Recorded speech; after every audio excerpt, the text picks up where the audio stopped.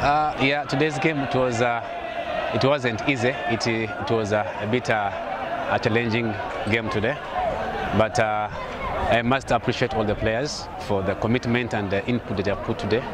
They have shown that they really deserved to have that, which was good for us. Yeah, of course it depends also the way the team is prepared. So we are prepared for this game, and then when we made more adjustments of the substitutes, we were a bit effective, which was good, and we deserved the win because the team spirit of the players working together as a team, I must say thank you so much. It was good for them. Yeah, it's all about staying focused. Me together with my officials and the technical bench to stay focused, and we look ahead of us because it's going to be a challenge, but how do you come out of the challenge? How do you reach there? Because when we have put ourselves at that standard, it means that we have to work more than that to achieve what we want.